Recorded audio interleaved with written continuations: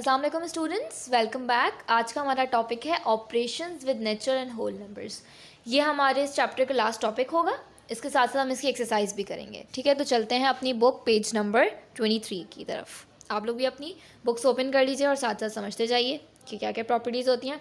हमारे पास 4 ऑपरेशंस होते हैं, addition, subtraction, multiplication and division. तो हम उन चारों की प्रॉपर्टीज़ पढ़ेंगे कि कौन कौन सी प्रॉपर्टी जो है वो एडिशन के अंदर अप्लाई हो रही होती है, सब्ट्रैक्शन में कौन कौन सी हो रही होती है, नहीं हो रही होती, मल्टीप्लिकेशन में कैसी हो रही होती है और एडिशन में क्या क्या हो रहा होता है। तो लेट्स स्टार्ट विद एडिशन, मतलब प्लस करना। सबसे पहले हम देख लेते हैं क्या लिखा हुआ है। The sum of two natural or whole number remains unchanged if the numbers interchange their places. For example, 71 plus 25 is equals to 96 and 25 plus 71 is equals to 96 as well. तो वो क्या कह रहे हैं, this property is called the commutative property of addition. Commutative property क्या होती है कि अगर हम दो नेचुरल नंबर्स या हम दो होल नंबर्स को ऐड कर रहे हैं आपस में, और दूसरी तरफ हम उन जो उसका जो आंसर आएगा a प्लस बी, जो हमारा जिसका आंसर आएगा, और दूसरी तरफ अगर हम इन दोनों की पोजीशंस को चेंज कर दें, यानी हम अगर a प्लस बी कर रहे थे तो हम बाद में b प्लस ए कर दें, तो जो दो आंसर्स आएंगे वो सेम होंगे, चेंज नहीं होंगे। तो ये कहलाती है हमारे पास commutative property of addition. Second क्या है जी हमारे पास, the sum of 3 numbers remains unchanged if the order in which they are grouped is altered.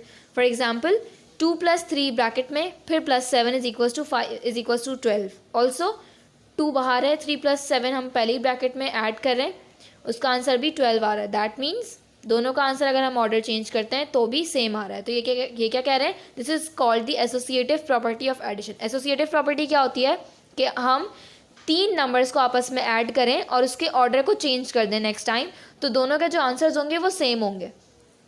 ठीक है, तो ये हो गई हमारे पास एसोसिएटिव प्रॉपर्टी ऑफ एडिशन। अब चलते हैं हम प्रॉपर्टीज़ ऑफ सब्ट्रैक्शन की तरफ, यानी कि माइनस करना। क्या कह रहे हैं जी ये, the closure property does not apply to subtraction. Closure property आपको ऑलरेडी पता होगा कि अगर हम दो नेचुरल नंबर्स को ऐड करते हैं तो उसका आंसर हमेशा, अगर नेचुरल नंबर आता है तो हम उसको कहते हैं क्लोजर प्रॉपर्टी ऑफ एडिशन। अगर हम ये कह रहे हैं कि closure property does not apply to subtraction, मतलब इसका ये होगा कि अगर हम किसी भी दो नेचुरल नंबर या किसी भी दो होल नंबर को आपस में सब्ट्रैक्ट करते हैं तो उसका जो रिजल्टेंट होता है वो कभी भी नेचुरल नंबर और होल नंबर नहीं होता। तो इसका मतलब क्लोजर प्रॉपर्टी जब सब्ट्रैक्शन के ऊपर अप्लाई नहीं हो रही। हम एग्जाम्पल के थ्रू देखते हैं कि अगर हम 12 - 5 कर रहे हैं तो आंसर आ रहा है 7, जो कि एक होल नंबर है। लेकिन अगर हम 5 - 5 कर रहे हैं तो भी एक होल नंबर आंसर आ रहा है। लेकिन अगर हम 7 - 12 करते हैं तो जो आंसर आ रहा है वो एक होल नंबर नहीं है। हालांकि ये दोनों तो होल नंबर है, 7 भी होल नंबर है हमारे पास और 12 भी होल नंबर है। तो ये क्लोजर प्रॉपर्टी अप्लाई नहीं हो रही सब्ट्रैक्शन के ऊपर। एक दफ़ा हम यहाँ पे पढ़ भी लेते हैं। If a natural number whole number is subtracted from another natural whole number, the difference में not always be a natural और होल नंबर। सेकेंड प्रॉपर्टी क्या कहेगी, the commutative property does not apply to subtraction. Commutative property हमने पहले ही पढ़ी थी addition के अंदर, वो क्या थी, a + b is equals to b + है। यानी कि अगर हमारे पास दो नेचुरल नंबर्स या दो होल नंबर से हम उसको जब ऐड कर रहे थे और हम दूसरी तरफ जब उसकी पोजीशंस को इंटरचेंज करके ऐड कर रहे थे, दोनों के आंसर्स क्या आ रहे थे, सेम आ रहे थे। यानी कि कम्यूटेटिव प्रॉपर्टी जब वो अप्लाई हो रही थी एडिशन के ऊपर, यहाँ पे क्या कह रहे हैं, कम्यूटेटिव प्रॉपर्टी हमारे पास सब्ट्रैक्शन के अंदर अप्लाई नहीं हो रही है। कैसे, एग्जाम्पल देखते हैं। 5 - 3 का आंसर 2 है, लेकिन 3 - 5 का आंसर 2 नहीं होगा, ये -2 होगा, जो कि एक होल नंबर नहीं होगा। तो यही स्टेटमेंट हम एक दफ़ा पढ़ लेते हैं। The result of subtracting a natural whole number from another is not the same if the numbers are interchanged. ठीक है, फिर है the associative property does not apply to subtraction. मतलब कि जो हमने देखा था, अगर हमारे पास 3 नेचुरल नंबर्स और होल नंबर्स हैं, अगर हम उसको ऐड कर रहे हैं तो उसके आंसर्स जो हैं वो सेम रहते हैं इंटरचेंज करने पर। लेकिन अगर हम उसको सब्ट्रैक्ट कर रहे हैं एसोसिएटिव प्रॉपर्टी के थ्रू तो हमारे पास आंसर जो है वो सेम नहीं होंगे। एग्जांपल हम देख सकते हैं, 7 - 5 - 2, इसको हम दो तरीके से सॉल्व कर सकते हैं। हमने जब इसको 5 - 2 को पहले ब्रैकेट के अंदर सॉल्व किया, फिर हमने -7 किया तो आंसर आया 4, वेयरएज अगर हमने 7 - 5 करके फिर हमने -2 किया तो आंसर आया 0, और दोनों के आंसर जो है वो सेम नहीं है। तो उन्होंने क्या बोला, associative property does not apply to subtraction. The result of subtracting 3 natural whole numbers grouped differently will not give you the same result.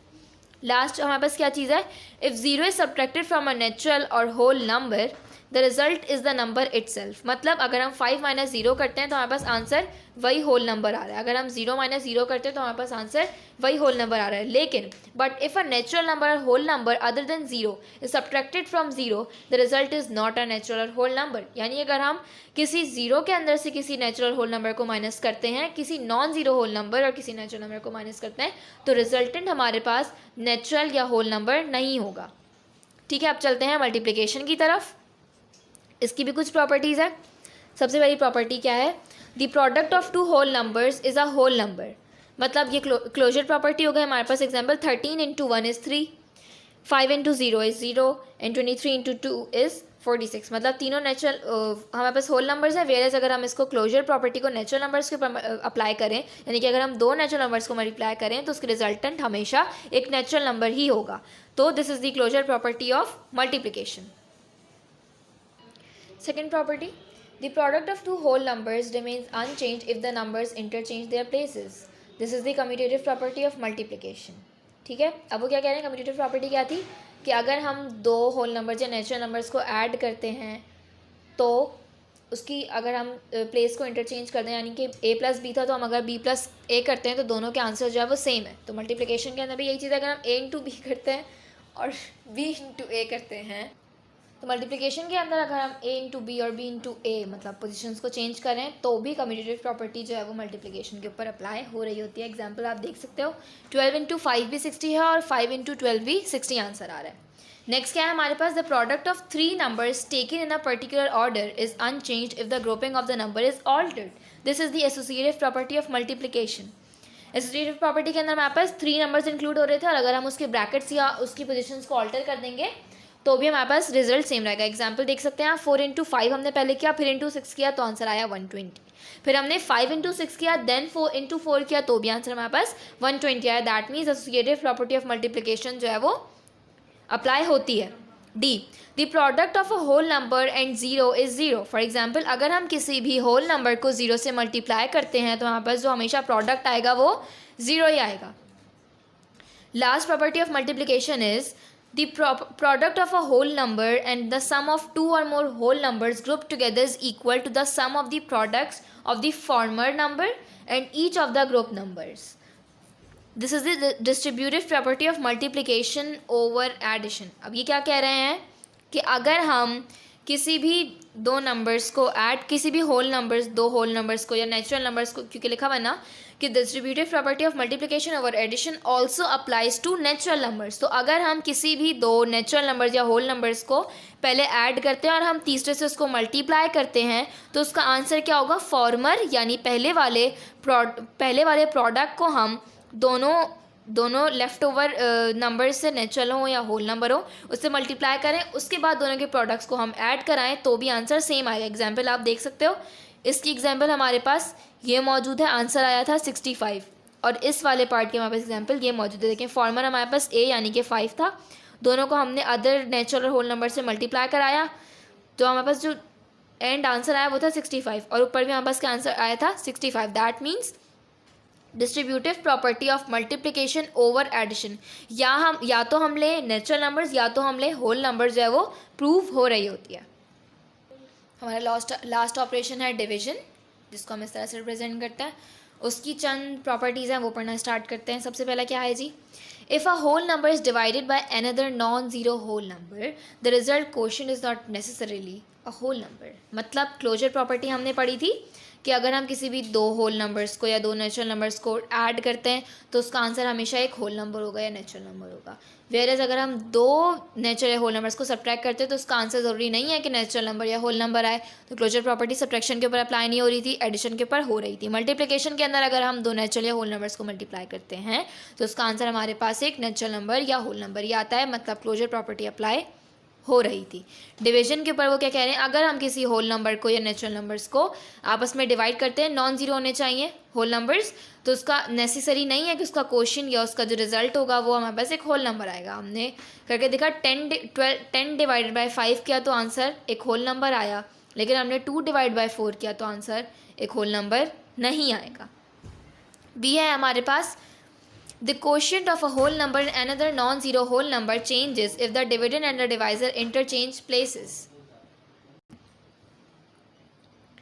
अब वो क्या कह रहे हैं कि अगर हम the question of a whole number and another non zero whole number changes, अगर वो क्या कह रहे हैं, जैसे हमने कम्यूटेटिव प्रॉपर्टी पढ़ी थी कि a प्लस बी करें या a इंटू बी करें, दूसरी तरफ हम b इंटू ए कर दें या b प्लस ए कर दें तो आंसर जो है वो सेम रहते हैं, लेकिन डिवीजन के अंदर ऐसा नहीं होता। Commutative property does not apply to the division of whole numbers. मतलब अगर हम दो होल नंबर्स को डिवाइड करते हैं और उनकी पोजीशंस को इंटरचेंज करके जो आंसर आएगा और जो क्वेश्चन आएगा वो पहले वाले से सेम नहीं होगा। मतलब अगर हम 8 डिवाइड बाई 4 करेंगे तो आंसर होगा 2, वेयर अगर हम 4 डिवाइड बाई 8 करेंगे तो एक होल नंबर आंसर नहीं आएगा। That means the commutative property does not apply to the division of whole numbers. Second one is third one, three whole numbers are taken in a particular order and the quotient of the first and the second is divided by the third. The result is not the same as when the first is divided by the quotient of the second and the third. The associative property does not apply to the division of whole numbers. मतलब associative property के अंदर हम 3 whole numbers को लेते हैं और उसके बाद उनकी प्लेसेस को इंटरचेंज करके उनके ऊपर ऑपरेशन अप्लाई करते हैं। अगर हम उनकी ऑपरेशन डिवीजन वो एडिशन और मल्टीप्लिकेशन होता है तो आंसर सेम रहते हैं, वेरस अगर हमारे पास सब्ट्रैक्शन था तो आंसर सेम नहीं था। अगर हम डिवीजन भी देखेंगे तो आंसर हमारे पास सेम नहीं होगा। एग्जाम्पल के थ्रू हम देख सकते हैं, पहले हमने 8 डिवाइड बाई 4 किया, एंड में हमने डिवाइड बाई 2 किया तो आंसर आया 1, वेरस अगर हमने 4 डिवाइड बाई 2 पहले करके फिर डिवाइड बाई 8 किया तो आंसर आया 4। तो associative property does not apply to the division of the whole numbers. Last दो पढ़ लेते हैं।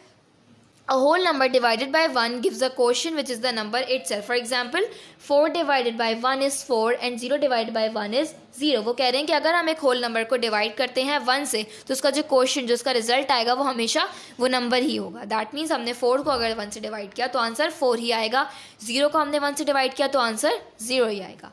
Last, 0 divided by any non-zero whole number will give 0 as quotient. For example, 0 divided by 5 is 0 and 0 divided by 4 is 0. वो कह रहे हैं कि अगर हम 0 को किसी भी नॉन ज़ीरो होल नंबर से डिवाइड करते हैं तो आंसर हमेशा रिजल्ट हमारे पास हमेशा 0 ही आता है। एग्जाम्पल देख सकते हैं, 0 को हमने 5 से डिवाइड किया, आंसर हुआ 0, और 0 को हमने 4 से डिवाइड किया तो भी आंसर हुआ हमारे पास 0।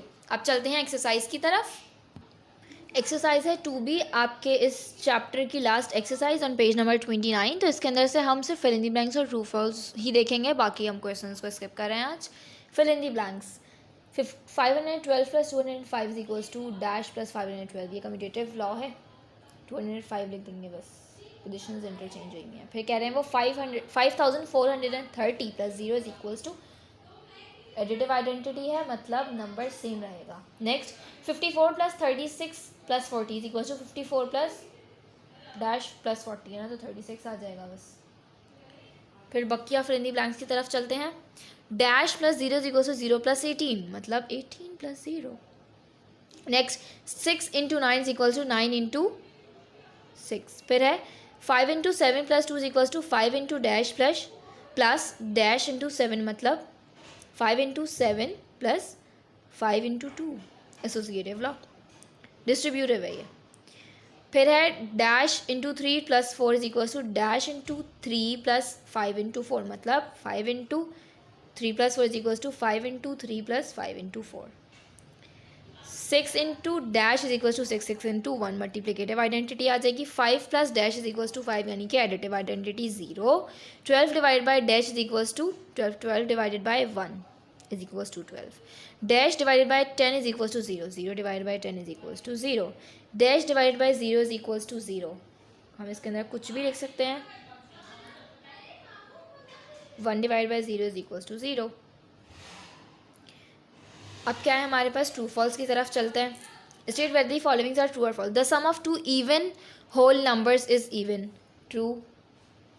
The sum of 2 odd whole number is odd, ये हमारे पास ज़रूरी नहीं है। अगर हम 3 प्लस 3 दो ऑड नंबर्स हैं, हम उसको ऐड करते हैं तो आंसर हमारे पास क्या आ सकता है, इवन भी आ सकता है, 6, तो ये फॉल्स हो जाएगा। फिर है the sum of 1 even and 1 odd number is even, ये भी हमारे पास, हाँ अगर हम इसको गौर से देखें, the sum of 1 even and 1 odd whole number is even. अगर हम 1 इवन नंबर लें, 2 और 1 ऑड नंबर लें, 7, 2 प्लस 7 इज़ 9, ये हो गया हमारे पास एक ऑड नंबर। लेकिन हम लें 3 प्लस 7 तो वो हो गया हमारे पास 10, तो ये हो जाएगा हमारे पास। फिर है अगेन वही क्वेश्चन होगा। आप क्या करेंगे, फिल इन द ब्लैंक्स का क्वेश्चन लिखेंगे, उसके बाद आप तमाम फिल इन द ब्लैंक्स को कॉपी कर देंगे, फिर आप ट्रू फॉल्स का क्वेश्चन लिखेंगे और तमाम ट्रू फॉल्स को कॉपी कर लेंगे। फिर आप चलते हैं 8 - 4 - 2 = 8 - 4 - 2। ऐसा कोई लॉ है नहीं, सब्ट्रैक्शन के एसोसिएटिव लॉ फॉलो नहीं होता, मतलब फॉल्स। सेकंड, ये भी सब्ट्रैक्शन के ऊपर एसोसिएटिव लॉ है, ये भी फॉल्स होगा। इसके अंदर यहाँ पर साइन चेंज रहा, हम इसको माइनस करके देखें। 6 - 4 = 2 और 10 - 2 = 8। उसके बाद है 10 - 6 = 4 + 4 = 8। ये हो गया ट्रू। फिर है 15 - 12 = 12 - 15। ये भी फॉल्स होगा, कम्यूटेटिव लॉ ओवर सब्ट्रैक्शन नहीं होती है। लास्ट के ऊपर चलते हैं। 16 / 4 / 2 = 16 / 4 / 2। फॉल्स। डिवीजन के ऊपर कोई लॉ प्रॉपर्टी अप्लाई नहीं हो रही होती। फिर है 4 × 5 × 6 = 4 × 5 × 6। True. Associative law over multiplication हो रहा होता है। 3 × 4 + 1 = 3 × 5। ऐसा कोई लॉ प्रॉपर्टी है ही नहीं, फॉल्स। फिर है 20 + 10 / 2 = 30 / 2। ऐसे भी हमारे पास कोई लॉ नहीं है, फॉल्स। फिफ्थ है 5 / 0 = 5। फॉल्स। 0 आंसर होना चाहिए। 0 / 4 = 0। ट्रू। 5 / 5 = 1। ट्रू। 12 / 4 = 4 / 12। फॉल्स। तो ये आपका चैप्टर और आपकी एक्सरसाइजेस कंप्लीट हो गई हैं। आई होप आप लोगों को तमाम प्रॉपर्टी समझ में आ गई होंगी, तमाम ऑपरेशंस की। आप लोगों ने ये सारा काम अपनी कॉपी पर नोट डाउन करना है। Thank you so much.